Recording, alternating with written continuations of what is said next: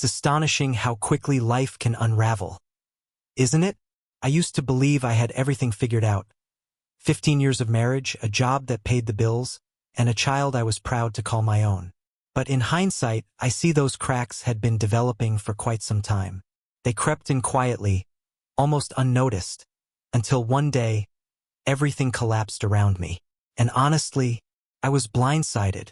Clara and I weren't without our flaws, but we managed to get through the years together. Then, somewhere along the line, things began to change. At first, it was subtle, small things that added up, like how she no longer laughed at my jokes or showed any interest in my day-to-day life. Our conversations became reduced to mere exchanges. Did you pay the bills? We need groceries. You know, the kind of emotional detachment where one person checks out but never bothers to communicate. That was Clara. The first sign of trouble appeared in the bedroom. Initially, I dismissed it as stress. After all, we were both working hard. But it progressed from a few missed nights to entire weeks, and then months. I hate to admit it, but I started keeping track. 6 months without intimacy. Can you believe it? A guy starts to wonder if the issue lies with him, if she's simply bored, or worse, if something more sinister is at play. Then came her sudden obsession with the gym. Out of nowhere, Clara dove into a fitness routine with a fervor I'd never seen before. Every single day, she was off working out. New outfits, fresh sneakers, the whole package. She came home sweaty and radiant, spending more time in front of the mirror than she ever did. And she began purchasing clothes I'd never seen her wear. Skin-tight dresses, low-cut tops, outfits that definitely didn't seem designed for my enjoyment. When I asked her about it, she laughed it off, claiming she was simply taking care of herself. It's funny how after 15 years, suddenly she decides it's time to start caring. Things took an even stranger turn when Ethan, our 19-year-old son, began inviting his best friend, Logan Mitchell, over more frequently. Logan was this cocky kid, full of bravado, but I didn't mind him too much. I thought it was good for Ethan to have a close friend, especially considering Logan's family situation was less than ideal. He crashed at our place a bit too often, but what could I do? At first, I didn't think anything of it. But then, I noticed a shift in Clara's behavior around Logan. It was almost immediate, yet I tried to convince myself I was just being paranoid. She would wear these revealing outfits whenever he came over, short shorts that left little to the imagination, tank tops without a bra. I did my best to look away, but it was impossible to ignore. And trust me, Logan was definitely noticing, too. You can tell when a guy is checking someone out, no matter how slick he thinks he is. One evening, I walked in on them sitting way too close on the couch. Their legs were touching, and they were both laughing at something on her phone. Their heads leaned together as if they were sharing some secret joke. The smile Clara gave him, it was a smile I hadn't seen in months, maybe longer. Felt like I wasn't even in the room. I stood there, momentarily frozen, watching them as that icy knot began to form in my stomach. I tried to tell myself I was imagining things, that it was all in my head, but the doubt was already burrowing deep within me. Once that seed of suspicion is planted, it's impossible to unsee it. Every time I tried to bring it up with Clara, she brushed me off. "Don't be ridiculous, Jake," she would say, rolling her eyes as if I were some sort of paranoid fool. "He's just a kid. He's Ethan's friend. You're making it weird." But I knew it wasn't just my imagination. I recognized the signs of flirting. I understood what it meant when a woman leans in too close, when she laughs a little too enthusiastically at a guy's jokes, or when she goes out of her way to make him feel comfortable. That's precisely what Clara was doing. She was going the extra mile for Logan. She cooked for him like he was royalty, ensured he had everything he needed during his visits, and even checked on him in the middle of the night when he crashed in our guest room. Who does that? The worst part? When I confronted her, she twisted everything back on me. "You're just being insecure," she shot back. "You always do this. You get jealous for no reason." She made me feel like the crazy one, like I was this needy, insecure idiot who couldn't handle his wife being nice to another guy. I hated feeling that way, but her manipulation worked. Each time I pushed back, she'd shut me down, belittle me, and then act like nothing was amiss. She was skilled at that. Very skilled. Yet deep down, I sensed something was fundamentally wrong. I began staying late at the office just to avoid being around them. Walking into my own home felt like entering someone else's life. One where I was gradually being replaced. The worst part? I still loved her. Even as my gut screamed that something was terribly wrong, I clung to the hope that I was simply overreacting, that it was all in my head. Then one night, I stumbled upon something I'll never forget. Clara was in the kitchen, preparing Logan's favorite meal, spaghetti with meatballs. I stood in the doorway, watching her hum to herself, and all I could think was, when was the last time she did this for me? Later that evening, as I walked past Logan's guest room, I noticed the door was slightly ajar. I glanced in without intending to, and there she was, sitting on the edge of the bed, whispering to him in a low voice. I couldn't catch what they were saying, but the way she touched his arm, the way she leaned in, it felt intimate, too intimate. And Logan? He was eating it up, clearly aware of exactly what was unfolding. I felt an overwhelming urge to march in there and demand answers. I wanted to scream, to throw Logan out on his ear, and to tell Clara exactly what I thought of her. But I didn't move. I just stood there in the hallway, paralyzed, feeling that heavy, cold weight sink deeper into my chest. In that moment, I realized it wasn't just my imagination. This was real. That night, sleep eluded me. I lay in bed, staring at the ceiling, feeling as if the walls were closing in on me. The house felt alien, like I no longer belonged there. And as I lay there, a nagging question haunted me. How long has this been going on? I wanted to convince myself that nothing had truly crossed the line yet. Perhaps it was merely harmless flirting, just a bit of attention-seeking. But Clara's behavior and Logan's reactions told me otherwise. It was only a matter of time before things escalated. That's when fear settled in, not just the fear of what might happen, but the fear of how I would react when it did. Because one thing I knew for certain was that I wouldn't just sit back and let it unfold. No way in hell. This was only the beginning, and I had a gut feeling things were about to get a lot worse. I could see that everything was spiraling out of control, but Clara seemed indifferent, even reveling in the chaos. It was as if my frustration fueled her thrill. She wasn't merely withdrawing. She was actively pushing me away, daring me to respond. And believe me, I did. Whenever Logan came over, Clara made him feel like royalty. She prepared his favorite meals and put in an effort I hadn't seen in years. She fussed over him like a mother hen, checking on him before bedtime and asking if he needed anything. But it felt more than just maternal concern, it felt off. Each time she insisted he stay for dinner or offered to do his laundry, my stomach twisted in knots. The moment she suggested washing his clothes after one of his overnight stays, I nearly exploded. "Why on earth are you doing his laundry, Clara?" I demanded, struggling to keep my voice steady, but I could feel my anger bubbling just beneath the surface. "He's not some stray dog you picked up. He's Ethan's friend. Let him take care of his own stuff." Without even looking up from folding the dish towel, she shot back, "You don't need to be such a jerk, Jake. He has enough going on without your rudeness." "Rude?" I echoed, incredulous. "You're acting like you're his damn mother." She sighed dramatically, that exaggerated exhale that told me she was already done with this conversation before it even began. And just like that, I knew how this was going to play out. Every confrontation ended in the same way, her dismissing me as if I were some paranoid fool. "You're overreacting," she said, not even bothering to look me in the eye. "He's just a kid, Jake. You're making this weird." There it was again, that same old line. He's a kid. Like that mattered at all. I wasn't blind, nor was I crazy. I understood what was happening, even if she wouldn't admit it. Every time I tried to address it, she twisted my words around. It wasn't just frustrating. It was infuriating. The way she acted like I was the one imagining things made me feel like I was losing my grip on reality. And maybe that was her intention all along. Our arguments became more frequent. Every little thing turned into a battle. I'd ask why Logan was at our house so often, and she'd accuse me of being insecure. I'd comment on how strange it was that she was constantly cooking his favorite meals, and she'd brand me as jealous.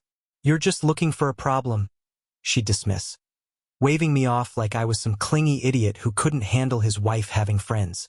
"Friends?" I snapped during one particularly heated exchange. "He's 19, Clara. He's our son's friend. Do you really think it's normal to act like this around him?" She rolled her eyes so dramatically I thought they might get stuck in that position. "You're impossible," she muttered, turning away from me. "It's not like that, Jake. You need to stop reading into things." But I was reading into things. Everything about her treatment of Logan was too much, too intimate, too comfortable, too familiar. And the way she defended him, the way she lashed out at me whenever I brought it up, only added fuel to the fire. I felt like a stranger in my own home, a third wheel in my own marriage. And there was nothing I could do about it. I began staying late at work, not because I had to, but because I couldn't stand being at home. I'd sit in my car in the parking lot after work, staring at the steering wheel, dreading the drive back. Some nights, I even contemplated getting a hotel room, just to escape another fight, another night of feeling unwelcome. But every time, I returned home, hoping things would somehow change. They never did. Every time I stepped through that front door, it was the same scene. Clara would be there, beaming at Logan in a way that made my skin crawl. They'd share laughter over some inside joke, and I felt like the interloper, the one who didn't belong. Ethan never seemed to notice anything, at least not enough to speak up. But how could he not? How could anyone ignore what was unfolding? One night, I returned home later than usual. Clara and Logan were seated at the kitchen table, engrossed in conversation. She wore that look, the one she used to give me when we were first dating, a look that made me feel like I was the only person in her world. Only now, that look wasn't for me. "Hey," I said, dropping my keys on the counter a bit harder than necessary, the sound echoing in the silence. They both turned to look at me, but only Logan gave a casual nod of acknowledgement. Clara, however, returned to her conversation with him as if I were invisible, completely dismissing my presence. I poured myself a drink, leaning against the counter and observing them closely. After a moment, Clara finally noticed me. "Long day?" she asked, her voice flat, lacking any warmth or genuine concern. "You could say that," I muttered, taking a long sip from my glass, trying to quell the growing tension. Not long after, Logan excused himself, heading upstairs to the guest room. Clara remained at the table, scrolling through her phone as if the world outside didn't exist. For her, maybe it didn't, but for me, everything felt like it was unraveling. Thoughts spiraled in my mind. Every glance they exchanged, every laugh they shared, every whisper. It all felt like evidence of something insidious brewing beneath the surface. The worst part? I had no idea how far things had gone. Was it just playful flirting? Or was it crossing into dangerous territory? Had they already breached that line? And if not, how much longer would it be before they did? The next day, I tried to bring it up again, but talking to Clara felt like speaking to a wall. She was frosty, completely closed off. "You need to stop this, Jake," she said, her tone sharp as a knife. "You're only making things worse with your jealousy." "Jealousy?" I scoffed, disbelief coloring my voice. "Of course, I'm jealous. I'm jealous because my wife is acting like she's in love with a kid who's barely out of high school." Her face darkened, and I realized I had struck a nerve. "You're truly pathetic," she hissed, her words laced with venom. "If you were half the man you used to be, maybe I wouldn't feel the need to look elsewhere for validation." That cut deep, and she knew it. From that moment on, it felt like we were living in completely separate realities, even though we shared the same roof. She spent her time with Logan, while I lost myself in work or isolated myself in the spare room, drowning my sorrows in whiskey and trying to figure out where everything had derailed. I wanted to confront Logan, to tell him to keep his distance from my wife. But what good would that do? He was just a kid, and Clara, she was the real issue here. She wasn't just stepping away. She was actively shoving me aside. And no matter how hard I tried, it felt as if I was powerless to halt the disintegration of our marriage. The waiting was agonizing. waiting for the moment when everything would finally explode. Deep down, I knew it was inevitable. The tension hung in the air, thick and suffocating, and the lies were too apparent. It was only a matter of time before the truth shattered whatever fragile illusion we had left. And when that truth finally emerged, I wasn't sure how I'd react. I hadn't planned to be home that night. I intended to stay late at the office. Some budget reports needed my attention, and honestly, I welcomed the excuse to avoid the suffocating tension at home. But around 8 p.m., I decided I was done with the charade. The work could wait. I was tired of pretending I had other commitments. All I wanted was to go home, pour myself a drink, and hope Clara wouldn't initiate another argument. Yet, as soon as I pulled into the driveway, an unsettling feeling crept over me. The house was dark. Too dark. Usually, the TV would be flickering, or I'd hear Ethan's voice from his room or the familiar sounds of Clara bustling around in the kitchen. But tonight, there was only silence. An oppressive stillness that sent chills racing down my spine.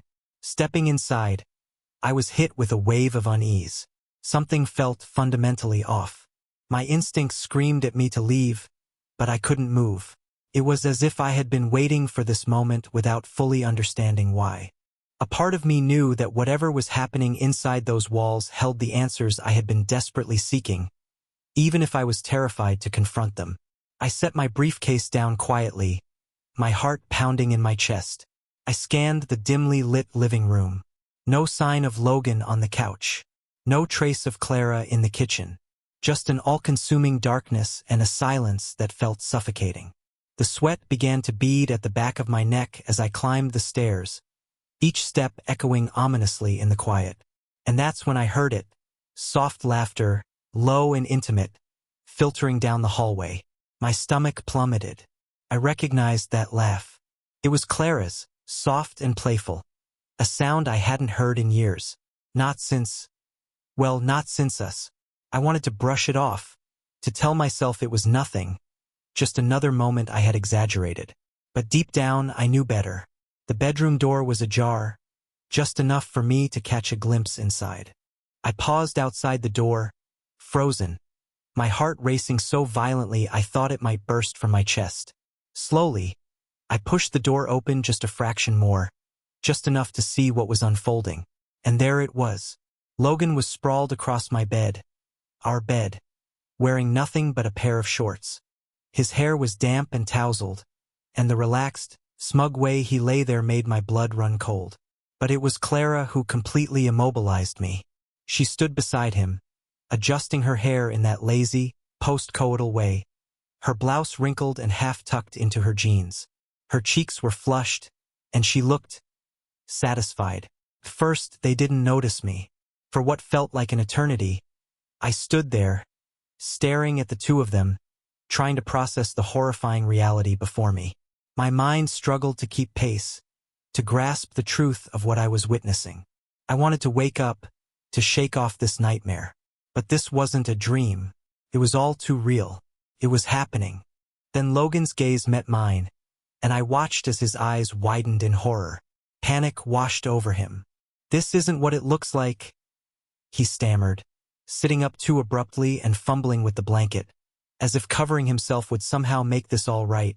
Clara froze, her hand still caught mid-motion as she smoothed her hair. Her expression shifted from shock to something colder, a flicker of indifference passing over her face. It was clear she wasn't remorseful. She didn't seem sorry at all. I stood there, gripping the doorframe so tightly I thought my knuckles might break. Rage surged within me, hot and unrelenting.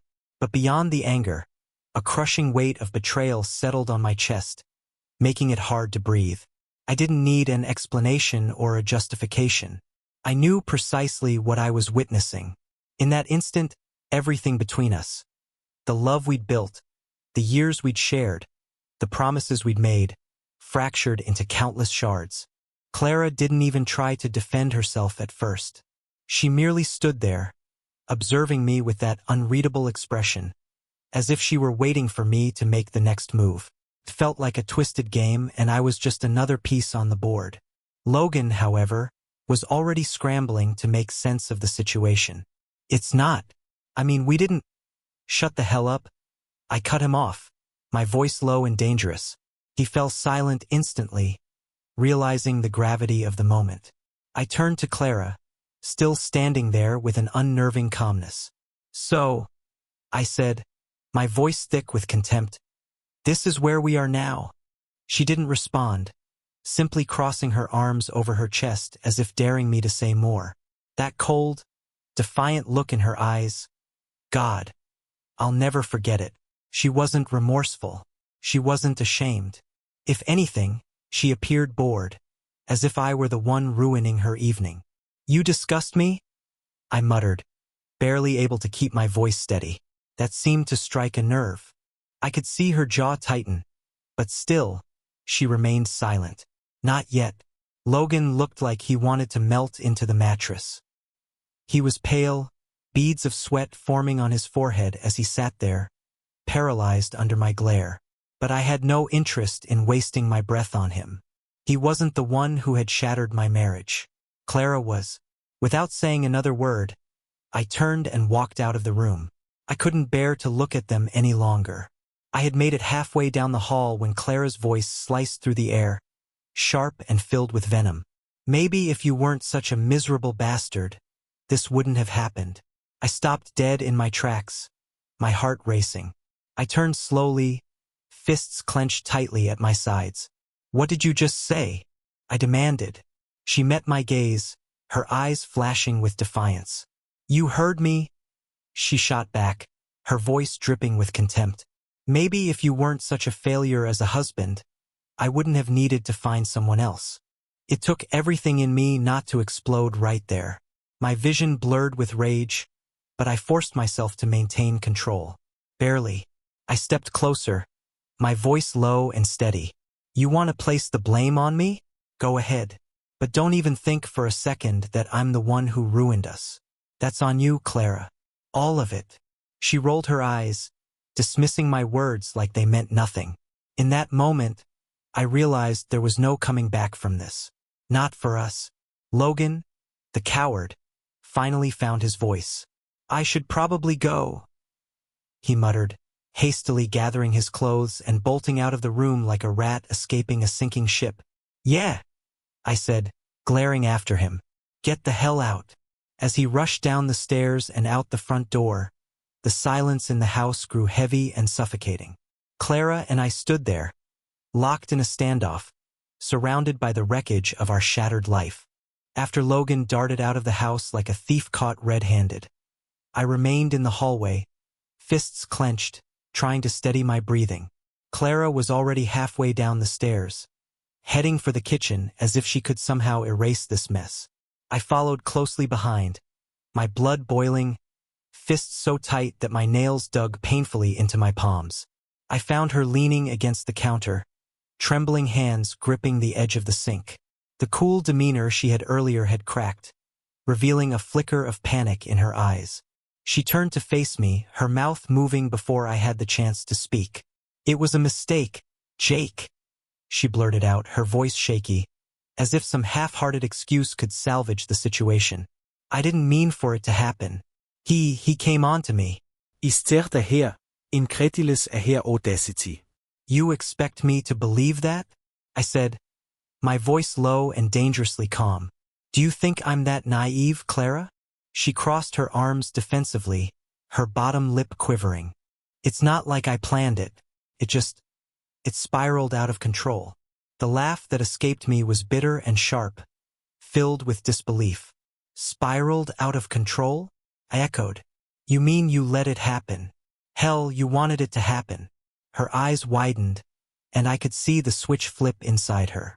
Cornered and defensive, she dropped the pretense of remorse and shifted into attack mode. That's always been her tactic when backed into a corner. She came out swinging. Oh, don't act so superior, she spat. Maybe if you had paid more attention to me, I wouldn't have found myself in that situation in the first place. And there it was, the blame. She didn't just stab me in the back. She twisted the knife, making it clear this was somehow my fault. You've got some nerve? I growled, my anger bubbling over faster than I could contain it. You cheat on me, In our bed with a kid, and now you want to say it's my fault? You've got to be kidding. Her eyes blazed with fury. What did you expect, Jake? You checked out of this marriage years ago. You stopped caring. I've been miserable for so damn long, and you didn't even notice. Her words hit me like a physical blow, as if she were pinning the blame for everything on me. You think I'm the problem? I spat, stepping closer, my voice escalating with each syllable. You honestly believe that sleeping with our son's best friend justifies your actions? That's your excuse? Pathetic, Clara. Her expression twisted with fury. At least someone actually wanted me, she screamed, her voice slicing through the air like a whip. That stung harder than I expected. But I wasn't going to show her any weakness. Not now, not ever. Our shouting reverberated through the house, the noise echoing off the walls and shaking the windows. I could only imagine how the neighbors were reacting. I knew Ethan would hear about this sooner or later. But in that moment, none of that mattered. It was just the two of us, two people tearing each other apart, bitterness and resentment spewing forth like toxic waste. Clara threw open the kitchen window, letting the cool night air sweep in, almost as if she wanted the whole world to hear our chaos. But honestly, I didn't care anymore. Let them listen. Let them witness the destruction we had become. You think I'm the issue here? I yelled, my voice rising. You're the one who turned our marriage into a joke. She spun around to face me, eyes blazing. I'm done pretending, Jake, she shouted, her voice loud enough to wake the neighbors. I've been living a lie for years, and I'm sick of it. Before I could respond, she stormed past me, heading for the front door. I followed closely, disbelief and rage boiling within me. Where do you think you're going? I demanded, grabbing the doorframe as she flung the door open. Out, she snapped, stepping onto the porch without a second thought. And I don't care who hears. The cool night air hit me like a shock, but the adrenaline kept me moving. I stepped outside after her, slamming the door behind me. Neighbors were already gathering, drawn to the commotion like moths to a flame.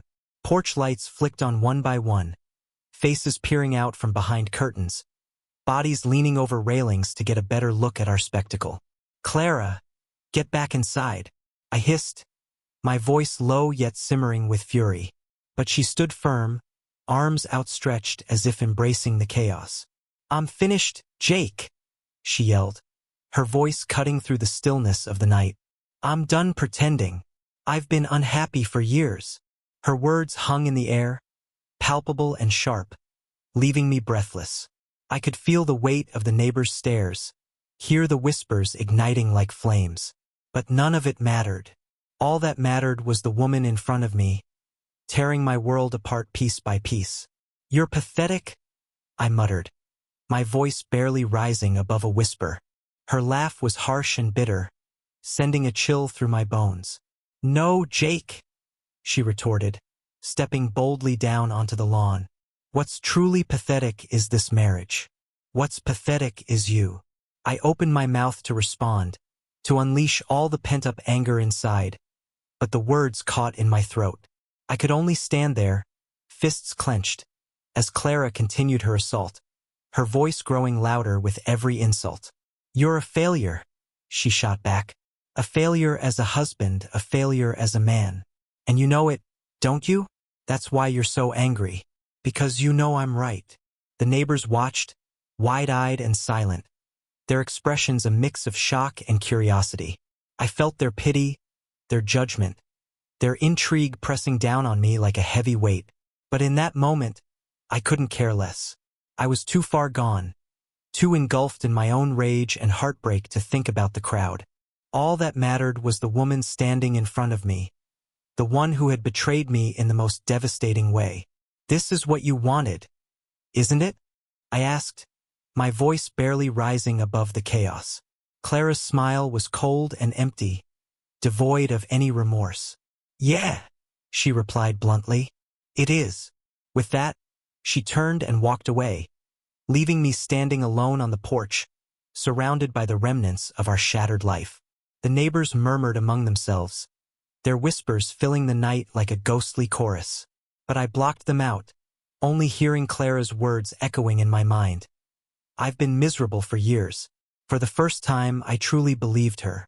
After that night, it became painfully clear. There was no way to salvage our marriage. It was over, plain and simple.